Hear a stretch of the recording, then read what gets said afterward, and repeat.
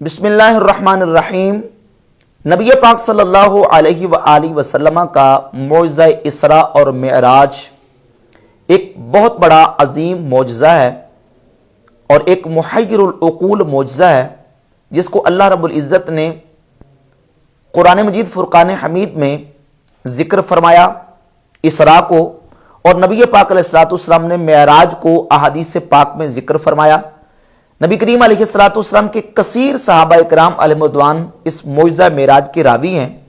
اور رسول اللہ صلی اللہ علیہ وآلہ وسلم کے اس عظیم معجزہ کو ائمہ محدثین نے فضائل اور سیرت اور تاریخ کی کتابوں کے اندر باقاعدہ چیپٹرز اور ابواب قائم کر کے ذکر کیا،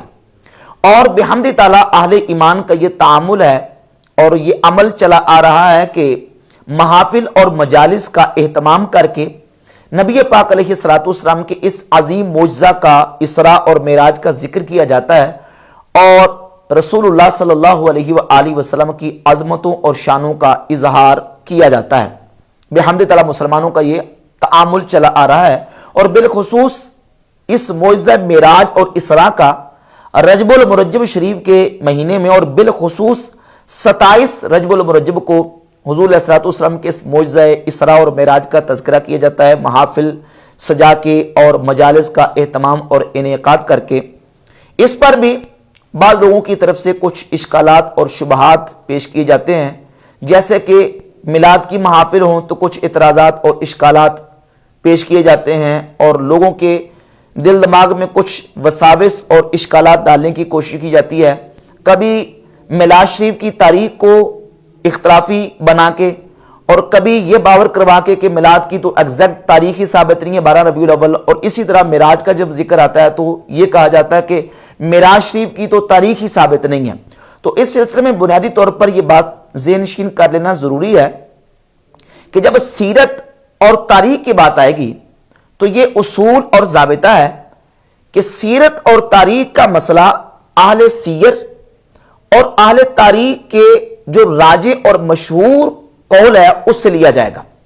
ہم نے یہ دیکھنا کہ اہل سیر نے اور اہل تاریخ، اہل سیر سے مراد سیرت نگار، جنہوں نے نبی پاک صلی اللہ علیہ وآلہ وسلم کی سیرت پاک کو باقاعدہ شروع سے لے کر آپ علیہ السلام کے وصال اقدس تک مکمل جو ہے وہ ترتیب کے ساتھ تحریر کی ہے، ان سیرت نگاروں کو ہم دیکھیں گے۔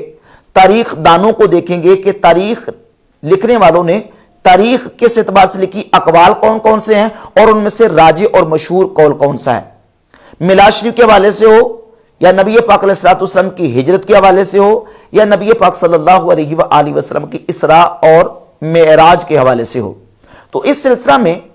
نبی کریم علیہ السلام کی معراج شریف کے حوالے سے مختلف اقوال مہینے کے اعتبار سے اور تاریخوں کے اعتبار سے فضائل اور سیرت کی کتابوں کے اندر موجود ہیں۔ مثلا ایک قول 29 رمضان المبارک کا ہے کہ آپ علیہ السلام کو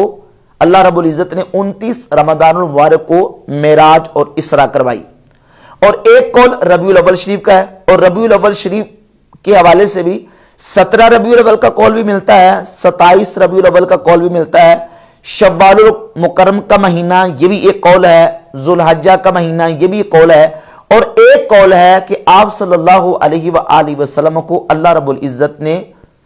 27 رجب المرجب کو اسراء اور معراج کروائی۔ یہ تمام اقوال موجود ہیں۔ اب یہ نہیں ہوتا کہ اقوال مختلف آ گئے تو ہم نے کسی قول کو ایکسپٹ نہیں کرنا اور کسی کو نہیں لینا، دیکھنا یہ ہوتا ہے کہ مشہور قول کون سا ہے، کون سا راجع قول ہے، اور مسلمانوں کا تعامل کیا ہے، عمل کیا چلا آ رہا ہے، اس کو ہم نے دیکھنا ہوتا ہے سیرت اور تاریخ کے باب میں۔ تو جب ہم نبی علیہ السلام کی اسراء اور معراج کے حوالے سے ان اقوال کو دیکھتے ہیں تو ائمہ محدثین نے باقاعدہ جو نا وہ ترجیح دی ہے ان اقوال میں سے 27 رجب المرجب کے قول کو۔ ان میں سے چند حوالہ جات میں آپ کے سامنے پیش کرتا ہوں۔ یہ کتاب ہے امام ابن الجوزی المتوفیٰ 557 ہجری کی کتاب الوفا باحوال المصطفیٰ صلی اللہ علیہ وآلہ وسلم۔ یہ مترجم ہے، صفحہ نمبر 268 پہ امام ابن الجوزی فرماتے ہیں، مگر میں یعنی ابن الجوزی کہتا ہوں کہ معراج رجب المرجب کی 27ویں رات کو ہوا۔ یہ امام ابن الجوزی کا حوالہ ہے، اور یہ المواہب الدنیا سیرت کی کتاب ہے امام احمد قسطلانی جو کہ شارح بخاری ہیں، ارشاد الساری شرح صحیح بخاری کے مؤلف، المواہب الدنیا کی پہلی جلد صفحہ 175 پہ لکھتے ہیں، کہا گیا کہ رجب کی 27ویں تاریخ کو یہ محیر العقول بریکٹوں میں واقعہ پیش آیا، حافظ عبد الغنی بن سرور مقدسی رحمہ اللہ نے اسے اختیار کیا۔ یعنی امام عبد الغنی المقدسی جو کہ بہت بڑے محدث ہیں، انہوں نے اس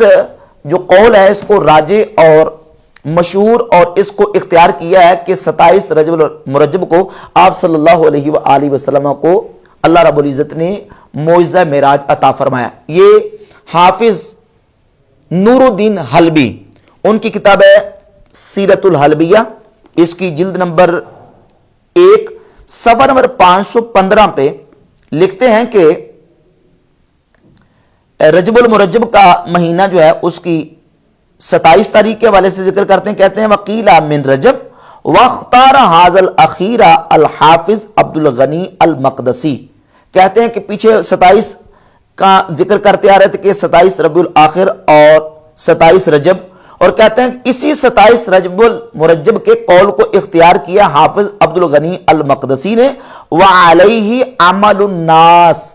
اسی پر لوگوں کا عمل ہے کہ وہ 27 رجب المرجب ہی کو نبی پاک صلی اللہ علیہ وآلہ وسلم کے معجزہ معراج کا اور اسراء کا ذکر کرتے ہیں۔ اور یہ چوتھا حوالہ حافظ ابن کثیر کی البدایہ والنہایہ کی جلد نمبر 3 صفحہ نمبر 135 کا، حافظ ابن کثیر بھی حافظ عبد الغنی بن سرور المقدسی کے قول کو راجح اور اس کو ذکر کرتے ہیں کہ انہوں نے اسی قول کو اختیار کیا ہے کہ 27 رجب المرجب کو آپ صلی اللہ علیہ وآلہ وسلم کو اسراء اور معراج کے معجزہ سے مشرف فرمایا گیا۔ تو یہ بحمد تعالیٰ تاریخ کے حوالے سے جو علماء اور محدثین کی کتابیں ہیں ان کے اندر یہ تاریخ موجود ہے کہ 27 رجب المرجب کو آپ صلی اللہ علیہ وآلہ وسلم کو معراج کروائی گئی۔